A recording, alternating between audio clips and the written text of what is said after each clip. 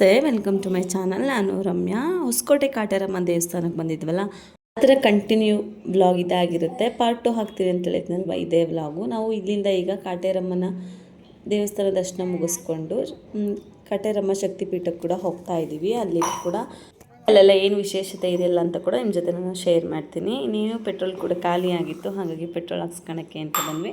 ನಮಗೂ ಕೂಡ ಅಡ್ರೆಸ್ ಗೊತ್ತಿರಲಿಲ್ಲ, ಹಾಗಾಗಿ ಕೇಳ್ಕೊಳ್ತಾನೆ ಹೋಗಬೇಕು. ಇಲ್ಲಿಂದ ಜಸ್ಟ್ 6 ಕಿಲೋಮೀಟರ್ ದೂರ ಇದೆ ಅಂತ ಹೇಳಿದರು. ಇದು ಕೂಡ ಅಷ್ಟೇ ತುಂಬ ಪವಾಡಗಳೆಲ್ಲ ನಡೆಯುತ್ತಂತೆ ಕೂಡ ಹೇಳ್ತಾ ಇದ್ರು. ಇಷ್ಟು ದೂರ ಬಂದುಬಿಟ್ಟು ಆ ದೇವಿ ದರ್ಶನ ಕೂಡ ಮಾಡ್ಕೊಂಡು ಹೋಗೋಣ ಅಂತ ಹೊರಟಿದ್ದೀವಿ. ದೇವಸ್ಥಾನದಿಂದ ಹೊರಟ್ವಿ. ಯಾವ ದೇವಸ್ಥಾನ ಸಿಸ್ಟರ್? ಕಾಳಿಕಾದೇವಿ ದೇವಸ್ಥಾನ ತಾನೆ.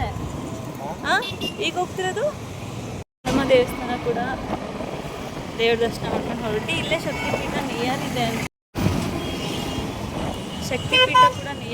ಹೇಳಿದ್ರು. ಸುಖ ನಮ್ಗೆ ಅಡ್ರೆಸ್ ಗೊತ್ತಿರಲಿಲ್ಲ, ಸುಮಾರು ಹೋಗ್ತಾ ಇದೀವಿ.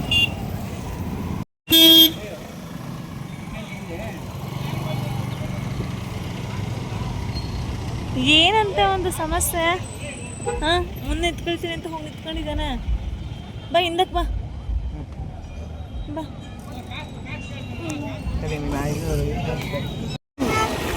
ಕಾಟೇರಮ್ಮನ ದೇವಸ್ಥಾನ ದೇವ್ರ ದರ್ಶನ ಮುಗಿಸ್ಕೊಂಡು ಹೊರಟಿ.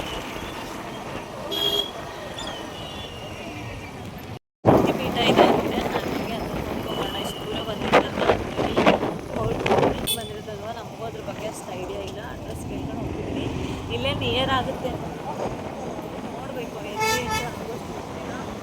ಬೈಕಲ್ಲಿ ಹೋಗ್ಬೇಕಂದ್ರೆ ಸೇಫ್ ಹೆಲ್ಮೆಟ್ ಹಾಕ್ಲೇಬೇಕು. ಇದು ನನ್ನ ಹಸ್ಬೆಂಡ್ ವೀಡಿಯೋ ಮಾಡ್ತೀನಿ ಅಂದ ತಕ್ಷಣ ಹೆಲ್ಮೆಟ್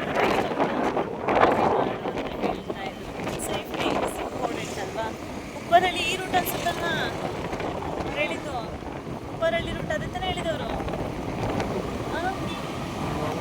ಇಲ್ಲೊಂದು ರೂಟ್ ಇದೆಯಲ್ಲ, ಇದಾ ಮದ್ದೂರಮ್ಮ ಸರ್ಕಲ್ ಉಪ್ಪರಳ್ಳಿ. ಇದೊಂದು ರೂಟಲ್ಲಿ ಹೋಗೋದಾ? ಓಕೆ. ಸ್ವಲ್ಪ ಕನ್ಫ್ಯೂಸ್ ಆಗುತ್ತೆ. ಸ್ಟಾರ್ಟಿಂಗ್ ಬಂದಿರಬೇಕು, ನಮಗೂ ಗೊತ್ತಿರಲ್ಲ. ಅಡ್ರೆಸ್ ಕೇಳ್ಕೊಂಡು ಹೋಗ್ತಾ ಇದ್ದೀವಿ. ಅಂದರೆ ಮ್ಯಾಪ್ ಹಾಕ್ಕೊಂಡಿದ್ವಿ, ಅದು 13 ಕಿಲೋಮೀಟರ್ ತೋರಿಸ್ತಿದೆ. ಇಲ್ಲಿ ಕೇಳಿದಾಗ ಬರೀ ಎಷ್ಟು ಕಿಲೋಮೀಟ್ರ್ ಹೇಳಿದ್ರು ಅವರು? ಬರೀ 6 ಕಿಲೋಮೀಟ್ರ್ ಹೇಳಿದ್ರು ಅಷ್ಟೇ. 6 ಕಿಲೋಮೀಟ್ರ್ ಇದೆ ಅಂತ ಹೇಳಿದರು. ನಾವು ಮ್ಯಾಪ್ ಹಾಕ್ಕೊಂಡು ನೋಡಿದರೆ ಅದರಲ್ಲಿ 13 ಕಿಲೋಮೀಟ್ರ್ ಅಷ್ಟೇ. ಅಂದರೆ ಆ ಕಡೆಯಿಂದ ರೂಟ್ ತೋರಿಸ್ತಿತ್ತು. ಆ ಕಡೆ ದೇವಸ್ಥಾನ ಇದೆಯಲ್ಲ, ಅದು ಅಪೋಸಿಟ್ ರೋಡಲ್ಲಿ ಹಾಗೆ ಹೋಗಬೇಕು ಅಂತ ತೋರಿಸ್ತಿತ್ತು. ಆಮೇಲೆ ಕೇಳಿದಾಗ ಅಲ್ಲಿಂದ ಹೋದರೆ ಸ್ವಲ್ಪ ದೂರ ಆಗುತ್ತೆ, ಹಾಗೆ ರೋಡ್ ಕೂಡ ಚೆನ್ನಾಗಿಲ್ಲ, ಹೀಗೆ ಹೋಗಿ ಅಂತ ಹೇಳಿದರು. ಹಾಗಾಗಿ ಹೀಗೆ ಹೋಗ್ತಿದ್ವಿ. ನಿಯರ್ ಆಗುತ್ತಂತೆ, ಬರೀ ಇದು 6 ಕಿಲೋಮೀಟ್ರ್ ಆಗುತ್ತೆ ಅಷ್ಟೇ. ಹಾಗಾಗಿ ಹೀಗೆ ಹೋಗ್ಬೋದು. ಬಸ್ ವ್ಯವಸ್ಥೆ ಕೂಡ ಇದೆ ಅಲ್ವಾ ಅಲ್ಲಿಗೆ. BMTC ಬಸ್ ಇದೆ ಅಲ್ವಾ ಸಚಿನ? BMTC ವ್ಯವಸ್ಥೆ ಕೂಡ. ಹೊಸಕೋಟೆಯಿಂದ ಡೈರೆಕ್ಟ್ ಐತಿ ಕಂಬಳಿಪುರ. ಹೊಸಕೋಟೆಗೆ ಬಂದರೆ ಸಾಕು. ಅಲ್ಲಿಂದ ಡೈರೆಕ್ಟಾಗಿ ಕಂಬಳಿಪುರ ಡೈರೆಕ್ಟ್ ಬಸ್ ಇದೆ. ಆರಾಮಾಗಿ ಬಂದು ಹೋಗ್ಬೋದು ಬಸ್ಗೆ. ಈ ಥರ ಬೈಕಲ್ಲೆಲ್ಲ ಬಂದರೆ ಸ್ವಲ್ಪ ಬೇಗ ಹೋಗ್ತೀವಿ ಅಂತ ಅಷ್ಟೇ. ಆಲ್ರೆಡಿ ಟೈಮ್ ಅರೌಂಡ್ 1 ಗಂಟೆ ಮೇಲೆ ಆಗಿದೆ.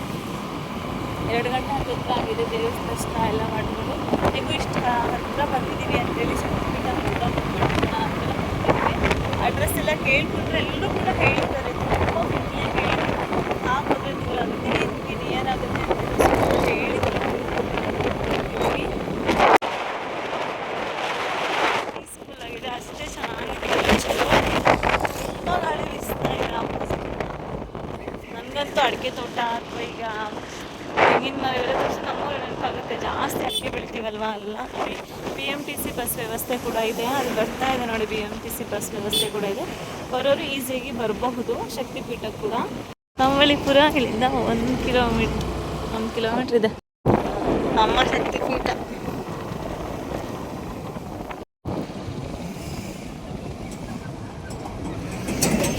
ಅಲ್ಲಿ ದೇವಸ್ಥಾನ ಕಟ್ಸ್ತಿರ್ಬೇಕಲ್ವಾ. ಇದೆ ದೇವಸ್ಥಾನ. ಅಲ್ಲಿ ಅಮ್ಮನವ್ರು ಕಾಣ್ತಾ ಇದ್ದಾರೆ ಇಲ್ಲಿಂದಾನೆ. ತುಂಬ ಪವಾಡ ಇದೆ ಅಂತಲೂ ಹೇಳ್ತಾರೆ ನೋಡಿ. BMTC ಬಸ್ ಕೂಡ ಓಡಾಡ್ತವೆ. ಸ್ಟ್ಯಾಚು ಕಟ್ಸ್ತಾ ಇದ್ದಾರೆ, ಅಲ್ಲಿ ಕಾಣಿಸ್ತಿದೆ ಅಲ್ವಾ. BMTC ಬಸ್ ವ್ಯವಸ್ಥೆ ಕೂಡ ಅಷ್ಟೇ. ದೇವಸ್ಥಾನದ ಹತ್ರ ಕೂಡ ಬರುತ್ತೆ. ಅಲ್ಲಿಂದ ಕೂಡ ನೆಟ್ಕೊಂಬರೋ ಅವಶ್ಯಕತೆ ಕೂಡ ಇಲ್ಲ. ಇಲ್ಲೇ ಬಂದು ಸ್ಟಾಪ್ ಕೂಡ ಕೊಡುತ್ತೆ. ನಾವು ಅದಕ್ಕೆ ಕೂಡ ನೋಡಿದ್ವಿ. ಬರ್ತಿದ್ದಂಗೆ ನಮ್ಮ ವಿಘ್ನ ವಿನಾಶಕನ ದರ್ಶನ ಕೂಡ ಆಯಿತು.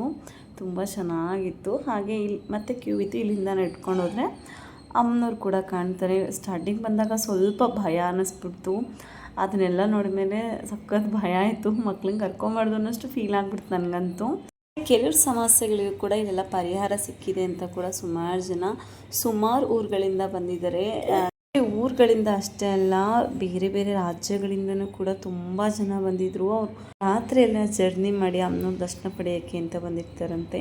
ನಮಗೂ ಕೆಲವರು ಮಹಾರಾಷ್ಟ್ರ, ತಮಿಳುನಾಡು, ಕೇರಳ, ಆಂಧ್ರ ಪ್ರದೇಶ ಇಲ್ಲೆಲ್ಲ ಜಾಗದಿಂದ ಬಂದಿದ್ದೀವಿ ಅಂತ ಕೂಡ ಹೇಳಿದರು. ಸ್ವಲ್ಪ ಮಟ್ಟಿಗೆ ಹೇಳಬೇಕು ಅಂದರೆ ಬೆಳಗ್ಗೆ ಬಂದ್ರೇ ಉತ್ತಮ ಅಥವಾ ಸಂಜೆ ಬಂದ್ರೂ ಉತ್ತಮ. ಏಕೆಂದರೆ ನಾವು ಸ್ವಲ್ಪ 2:30-3 ಗಂಟೆ ಬಂದಿರೋಕ್ಕೆ ತುಂಬ ಬಿಸಿಲಿದೆ.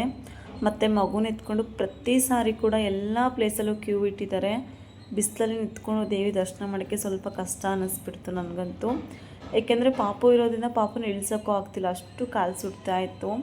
ಮತ್ತು ಇಲ್ಲೆಲ್ಲ ಏನೇನೋ ವಿಶೇಷತೆಗಳು ಕೂಡ ಇದೆ. ಹಾಗೆ ಅಲ್ಲಿ ದೇವರಿಗೆಲ್ಲ ಕಾಯಿನ ಅರ್ಪಿಸಿಬಿಟ್ಟು ಹಚ್ಚಿಬಿಟ್ಟು ಪೂಜೆ ಕೂಡ ಮಾಡ್ತಾಯಿದ್ರು. ಹಾಗೆ ನೋಡಿ ಇಲ್ಲೆಲ್ಲ ಬೇಗ ಎಲ್ಲ ಹಾಕಿದ್ದಾರೆ. ನಿಜವಾಗ್ಲೂ ಒಂದು ಸ್ವಲ್ಪ ಭಯನೇ ಅನ್ನಿಸ್ಬಿಡ್ತು ಮನಸ್ಸಲ್ಲಿ, ಹೆಂಗಪ್ಪ ಮುಟ್ಟಿದ್ರೆ ಏನೋ ಪ್ರಾಬ್ಲಮ್ ಆಗುತ್ತೆ ನಮ್ಗಳಿಗೆ, ಆ ರೀತಿ ಎಲ್ಲ ಫೀಲ್ ಆಗುತ್ತೆ. ದೇವಿ ಎಲ್ರಿಗೂ ಒಳ್ಳೇದು ಮಾಡ್ತಾಳೆ ಅನ್ನೋ ನಂಬಿಕೆ ಮೇಲೆ ನಾವೆಲ್ಲ ಬರ್ತೀವಿ ಇಲ್ಲಿಗೆ ಅಂತ. ಹಾಗೇನೇನು ದೇವ್ರದ್ದು ದರ್ಶನ ಮಾಡ್ಕೊಳ್ಳೋಣ. ನೋಡಿ ಅಲ್ಲೆಲ್ಲ ಕೀ ಹಾಕಿರೋದು, ಅವರ ಸಮಸ್ಯೆಗಳಿಗೆ ಏನೆಲ್ಲ ಇದೆಯೋ ಅದನ್ನು ಕೂಡ ಅಲ್ಲೆಲ್ಲ ಹಾಕಿಬಿಟ್ಟು ಕೀ ಲಾಕ್ ಎಲ್ಲ ಮಾಡಿದರು. ಹಾಗೆ ಇಲ್ಲಿ ತಾಳ ಮತ್ತು ಕೀಲಿ ಆಚರಣೆ ಅಂತ ಕೂಡ ಇದೆ. ಭಕ್ತರು ತಮ್ಮ ಕಷ್ಟಗಳನ್ನು ಕಾಗದದಲ್ಲಿ ಬರೆದು ಅದಕ್ಕೆ ಬೀಗ ಮತ್ತು ಕೀಲಿಯನ್ನು ಲಾಕ್ ಆ್ಯಂಡ್ ಕೀ ಹಾಕಿ ಸಿಲುಕಿಸಿ ಮರದ ಬಳಿ ಇಡುವುದರಿಂದ ಕೂಡ ಶತ್ರುಬಾಧೆ, ಕೋರ್ಟ್ ಕಚೇರಿ ಈ ರೀತಿ ಅವರ ಸಮಸ್ಯೆಗಳಿಗೂ ಕೂಡ ಪರಿಹಾರ ಸಿಗುತ್ತೆ ಅಂತೇಳಿ ಈ ರೀತಿ ಎಲ್ಲ ಹಾಕಿದ್ರು. ನೋಡ್ಬೋದು ನೀವು ಇದರಲ್ಲಿ ಎಷ್ಟು ವಸ್ತುಗಳು ಸಾಧ್ಯ ಅದನ್ನೆಲ್ಲ ಹಾಕಿದ್ದಾರೆ ನೋಡಿ.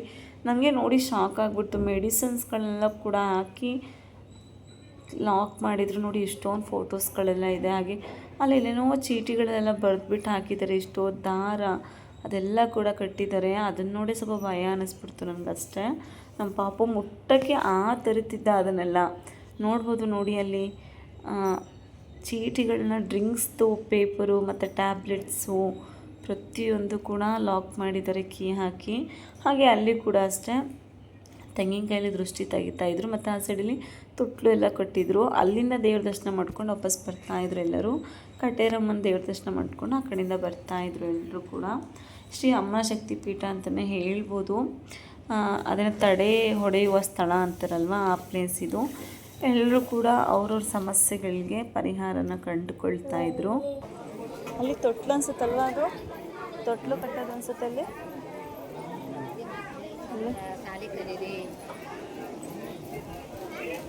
ಸುಮಾರು ಇರುತ್ತೆ ಶಾಲೆಗಳಲ್ಲಿ, ಸ್ಕೂಲ್.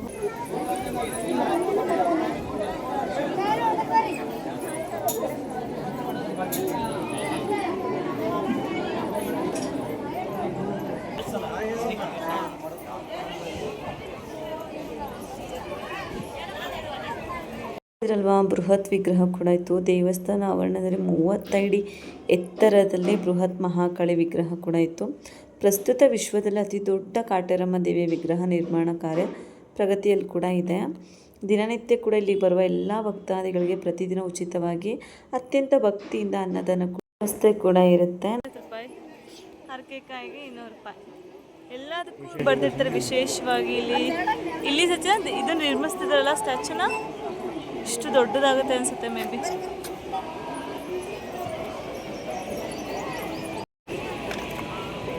ಹಾಗೆ ಕಾಯಿ ಹೊಡೆಯೋದಕ್ಕೂ ದುಡ್ಡಿತ್ತು 200 ರೂಪಾಯಿ. ಹಾಗೆ ದೇವ್ರ ದರ್ಶನಕ್ಕೂ ಕೂಡ 50 ರೂಪೀಸ್ ಇತ್ತು. ವಿಶೇಷ ದರ್ಶನಕ್ಕೆ 100 ರೂಪಾಯಿ ಇತ್ತು. ಹಾಗೆ ಆ ಬಿಸಿಲಲ್ಲಿ ನಿಂತ್ಕೊಳ್ಳೋಕ್ಕೆ ಆಗ್ತಾಯಿಲ್ಲ, ಕಾಲಷ್ಟು ಸುಡ್ತಾ ಇದೆ. ಪ್ರತಿಯೊಂದಕ್ಕೂ ಪ್ರತಿಯೊಂದಕ್ಕೂ ಅಮೌಂಟ್ ಪೇ ಮಾಡಬೇಕಿತ್ತು. ಅದೆಲ್ಲ ಪೇ ಮಾಡಿದ್ದೆಲ್ಲ ಆ ಸ್ಟ್ಯಾಚ್ಯೂ ಕಟ್ಸ್ತಾ ಇದ್ರಲ್ವ, ಅದಕ್ಕೆ ಅಂತ ಕೂಡ ಹೇಳ್ತಾಯಿದ್ರು.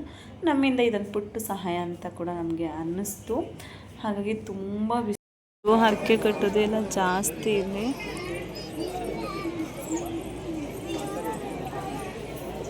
ವಿಶೇಷ ದರ್ಶನ ಏನು ತೊಗೊಂಡಿರಲಿಲ್ಲ, ನಾರ್ಮಲ್ ದರ್ಶನಕ್ಕೆ ಹೋಗ್ತಾ ಇದ್ದೀವಿ. ಏಕೆಂದರೆ ಇಲ್ಲೂ ಏನು ಅಷ್ಟೊಂದು ಕ್ಯೂ ಕೂಡ ಇರಲಿಲ್ಲ. ಹಾಗಾಗಿ ಅಂತ ನಾರ್ಮಲ್ ದರ್ಶನಕ್ಕೆ ಹೋಗ್ತಿದ್ವಿ. ಅದಕ್ಕೂ ಕೂಡ ಅಮೌಂಟ್ ಪೇ ಮಾಡಿಬಿಟ್ಟೆ ದರ್ಶನ ಮಾಡೋಕ್ಕೆ ಬಂದಿದ್ದೀವಿ ದೇವಿನ. ಏನೋ ಮನಸ್ಸಿಗೆ ಸಮಾಧಾನ ಆಯಿತು. ಇಷ್ಟತ್ರ ಬಂದುಬಿಟ್ಟು ದೇವಿ ದರ್ಶನ ಮಾಡ್ಕೊಂಡು ಹೋಗೋಣ ಅಂತಲೇ ಬಂದಿದ್ದು. ಹಾಗೆ ಪ್ರತಿ ಸಾರಿ ಕೂಡ ಎಲ್ಲಾದರೂ ಹೋದಾಗ ಅದರದ್ದೇ ಆದ ವಿಶೇಷತೆಗಳು, ಅದರದ್ದೇ ಆದ ಮಹತ್ವಗಳಿರ್ತವೆ ಆ ಪ್ಲೇಸ್ಗಳಲ್ಲಿ. ಹಾಗೆ ಇಲ್ಲಿ ನೋಡಿ ಅವರಪ್ಪ ಅವ್ನು ಹೊತ್ಕೊಂಡ್ಬರ್ತಾವ್ರೆ. ಹಠ ಮಾಡ್ತಾನೆ, ನಿಲ್ಲೋದೇ ಇಲ್ಲ ಒಂದ್ಸಲ ಓಡ್ತಾನೆ. ಅದಕ್ಕೆ ಅವರು ಅವನ್ನ ಎತ್ಕೊಂಡ್ಬರ್ತಾ ಇದ್ದಾನೆ. ಇಲ್ಲಿ ಬಳೆಪಿಂಕ ಎಲ್ಲ ಬಿದ್ದಿದ್ವು, ಹಾಗಾಗಿ ಅವನ್ನ ಗತಿಶಕ್ಕೆ ಪುಟ್ಟ ನೋಡಿ ಹರಕೆ ಎಲ್ಲ ಯಾವ ರೀತಿ ಕಟ್ಟಿದ್ದಾರೆ. ಪೇಪರ್ಸು, ಬಾಂಡ್ಸು, ಅಮ್ಮ ಶಕ್ತಿಪೀಠೆ.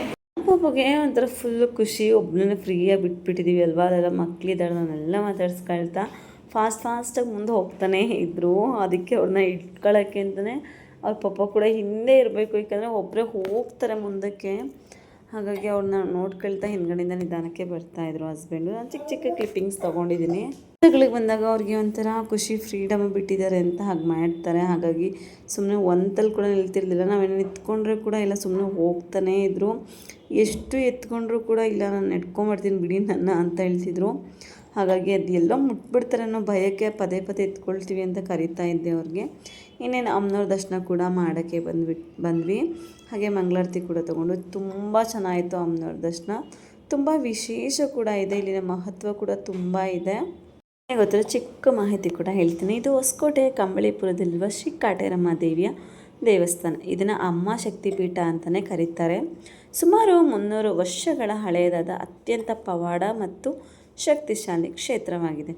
ಭಕ್ತರ ಇಷ್ಟಾರ್ಥಗಳನ್ನು ಈಡೇರಿಸುವ ಮತ್ತು ನಕಾರಾತ್ಮಕ ಶಕ್ತಿಗಳನ್ನು ನಿವಾರಿಸುವ ದೇವತೆಯಾಗಿ ಕಾಟೇರಮ್ಮ ಇಲ್ಲಿ ನೆಲೆಸಿದ್ದಾಳೆ. ಇಲ್ಲಿ ತುಂಬ ಪವಾಡಗಳೇ ನಡೆಯುತ್ತೆ. ಹಾಗೆ ಭಕ್ತರು ಕಟ್ಕೊಂಡಂಥ ಹರಕೆಗಳು ಕೂಡ ಇಲ್ಲಿ ಈಡೇರುತ್ತೆ. ಎಷ್ಟೇ ಕಷ್ಟ ಇದ್ದರೂ ಕೂಡ ಕಾಟೇರಮ್ಮ ಎಲ್ಲ ಸಮಸ್ಯೆಗಳಿಗೂ ಪರಿಹಾರ ಸಿಗುತ್ತೆ ಅನ್ನೋದು ಭಕ್ತರ ನಂಬಿಕೆ. ಹಾಗಾಗಿ ತುಂಬ ಊರುಗಳಿಂದ ಬಂದು ಪ್ರತಿದಿನ ಕೂಡ ದೇವಿ ದರ್ಶನ ಕೂಡ ಮಾಡ್ತಾರೆ.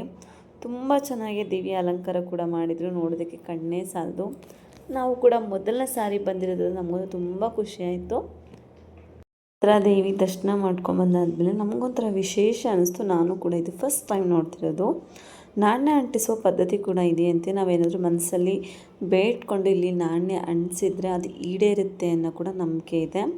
ಗರ್ಭಗುಡಿಯ ಹಿಂಭಾಗದ ಗೋಡೆಗೆ ನಾಣ್ಯ ಅಥವಾ ಕಾಯಿನ್ ಇಟ್ಟು ಪ್ರಾರ್ಥಿಸಿದಾಗ ಅದು ಗೋಡೆಗೆ ಅಂಟ್ಕೊಂಡು ಬೀಳ್ದಿದ್ರೆ ತಾವು ಅಂದ್ಕೊಂಡು ಕೆಲಸ ಎಲ್ಲ ಕಡ್ಡಾಯವಾಗಿ ನೆರವೇರ್ತದೆ ಎಂದು ಬಂದಿರೋರೆಲ್ಲರ ನಂಬಿಕೆ ಅಂತ ಕೂಡ ಹೇಳ್ತಿದ್ರು. ಹಾಗಾಗಿ ನಾವು ಟ್ರೈ ಮಾಡ್ತಾನೆ ಇದ್ದೀವಿ. ನಾನು ಕೂಡ ಮನಸ್ಸಲ್ಲಿ ಪ್ರಾರ್ಥನೆ ಮಾಡಿಕೊಂಡು ಅಂಟಿಸ್ದೆ. ಫಸ್ಟ್ನೇ ಸರಿ ಬಿದ್ದೋಗ್ಬಿಡ್ತು, ಹಾಗಾಗಿ ಪುನಃ ಪ್ರಯತ್ನಿಸ್ಬೋದು ಅಂತ ಕೂಡ ಹೇಳಿದರು. ಸುಮಾರು ಜನ ಅಲ್ಲೆಲ್ಲ ಮಾಡ್ತಾಯಿದ್ರು. ನನ್ನ ಹಸ್ಬೆಂಡ್ ಅಂತೂ 3-4 ಟೈಮ್ ಮಾಡಿದರು. ತದನಂತರ ಕಾಯಿನ್ ಅಂಟ್ಕೊಳ್ತು. ಅದೊಂಥರ ನಂಬಿಕೆ ಅಂತಲೇ ಹೇಳ್ಬೋದು.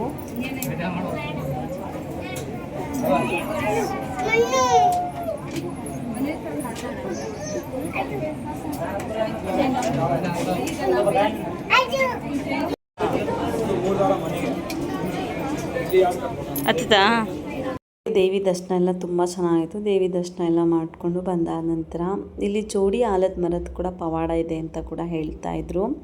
ನಾವು ಒಳಗಡೆ ಎಲ್ಲ ಹೋಗೋಕ್ಕಾಗಲಿಲ್ಲ, ತುಂಬ ಜನ ಇದ್ದರು, ಪಾಪ ಕರ್ಕೊಂಡು ಹೋಗೋಕ್ಕೆ ಆಗಲಿಲ್ಲ. ಹಾಗಾಗಿ ಹೊರಗಡೆಯಿಂದನೇ ದೇವಿ ದರ್ಶನ ಮಾಡಿಕೊಂಡು ದೇವಿಗೆ ಕೈ ಮುಕ್ಕೊಂಡು ಬಂದ್ವಿ. ಈ ಆವರಣದಲ್ಲಿ ಪವಿತ್ರ ಆಲದ ಮರ ಇದೆ. ಅದು ಸತತ 9 ವಾರಗಳ ಕಾಲ ತೆಂಗಿನಕಾಯಿ ಅಥವಾ ಮುಡುಪನ್ನು ಕಟ್ಟಿ ಪ್ರಾರ್ಥಿಸಿದರೆ ಎಂತಹ ಕಷ್ಟಗಳಿದ್ರೂ ಕೂಡ ನಿವಾರಣೆ ಆಗುತ್ತಿದೆ ಅಂತ ನಂಬಿಕೆ ಕೂಡ ಇದೆ. ಬಲವಾದ ನಂಬಿಕೆ ಕೂಡ ಇಟ್ಟಿದ್ದಾರೆ. ಪ್ರತಿಯೊಬ್ಬರು ಕೂಡ ಆಲದ ಮರನ ಪ್ರದಕ್ಷಿಣೆ ಕೂಡ ಹಾಕಿಬಿಡ್ತಾಯಿದ್ರು. ನಾನು ಒಂದು ರೌಂಡ್ ಹೋಗ್ಬಂದೆ, ಯಾಕಂದರೆ ಪಾಪು ಹಠ ಮಾಡ್ತಿದ್ದ ಅಂತೇಳಿ ನಾನು ಹೋಗಲಿಲ್ಲ, ಹಾಗೆ ರಿಟರ್ನ್ ಬಂದೆ. ತುಂಬ ವಿಶೇಷವಾಗಿದೆ ಈ ಆಲದ ಮರ. ಹಾಗೆ ದೇವಿ ಕೂಡ ನೋಡಿ ಎಷ್ಟು ಚೆನ್ನಾಗಿದೆ ಆ ವಿಗ್ರಹ, ಕಂಗೊಳಿಸ್ತಾ ಇದೆ. ದೇವಿ ದರ್ಶನ ಕೂಡ ಮಾಡಿಕೊಂಡು ಇನ್ನೇನು ಹೊರಟ್ವಿ.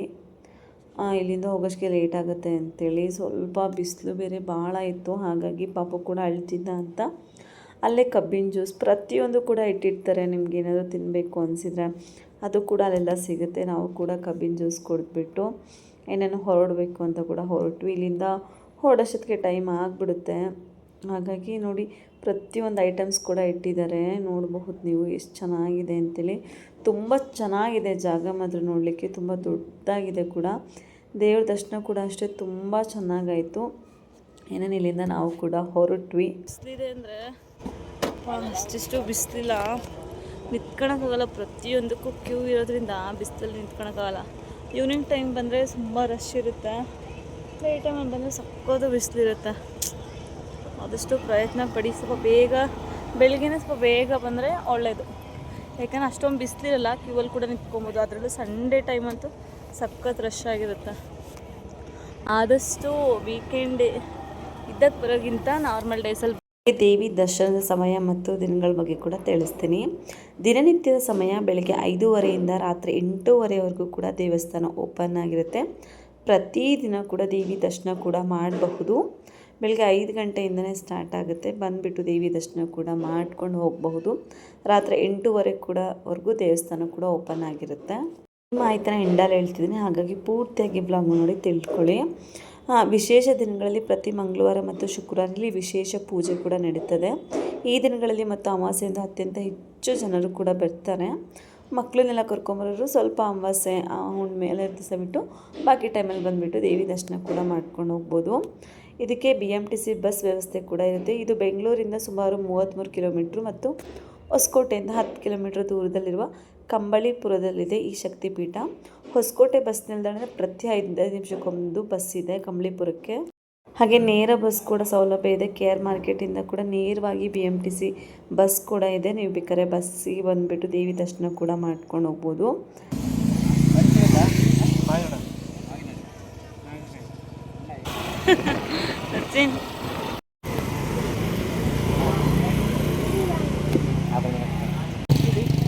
ನೋಡಿ ಆದ್ರು ಸಂದೇಲಿ ಕುಂತೈತೆ ನೋಡಿ ಗಾಡಿ ರೋಡು ಇಲ್ಲಿ ಅಷ್ಟು ಗೊತ್ತಿಲ್ಲದಂಗೆ ಸ್ಟಾರ್ಟ್ ಮಾಡಿದ್ರೆ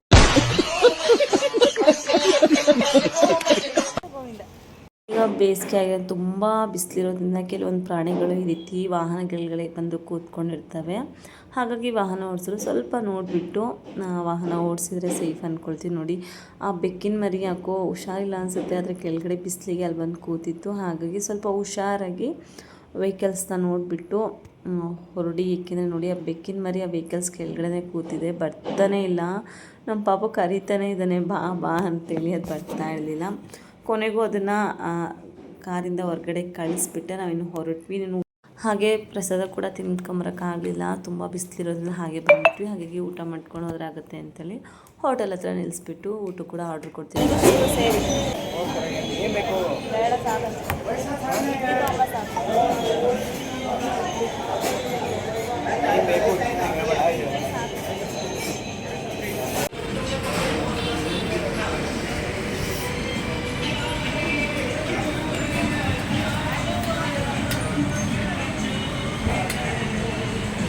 ಏನು ನೋಡ್ತಿದ್ಯಾ? ಏನು ನೋಡ್ತಿದ್ಯಾ? ಪಂಚು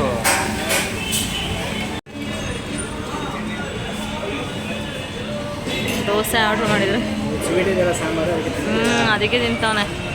ಸ್ವೀಟ್ ಇಲ್ಲ ಅಂದರೆ ತಿಂತಾ ಇರಲಿಲ್ಲ, ಸುಮ್ಮನೆ ತಿಂತಿದ್ದಾನೆ ಅಂತ ಅನಿಸಿದ್ರು. ಹಾಗೆ ಲೈಟಾಗಿ ತಿಂದ್ಬಿಟ್ಟು ಇನ್ನೇನು ಮನೆಗೆ ಕೂಡ ಹೊರಟ್ವಿ. ನೋಡಿ ಎಷ್ಟೊಂದು ಟ್ರಾಫಿಕ್ ಇದೆ, ಇಲ್ಲೇ ಸುಮಾರು ಹೊತ್ತಾಗುತ್ತೆ ಅನಿಸುತ್ತೆ. ಹಾಗೆ ಈ ಬ್ಲಾಗ್ನ ಇಲ್ಲೇ ಎಂಡ್ ಮಾಡ್ತಿದ್ದೀನಿ. ಈ ಬ್ಲಾಗ್ ಇಷ್ಟ ಲೈಕ್ ಮಾಡಿ, ಶೇರ್ ಮಾಡಿ, ಸಬ್ಸ್ಕ್ರೈಬ್ ಮಾಡಿ, ಕಮೆಂಟ್ ಮಾಡಿ, ಹೈಪ್ ಕೊಡಿರುತ್ತೆ ಹೈಪ್ ಮಾಡಿ. Thank you.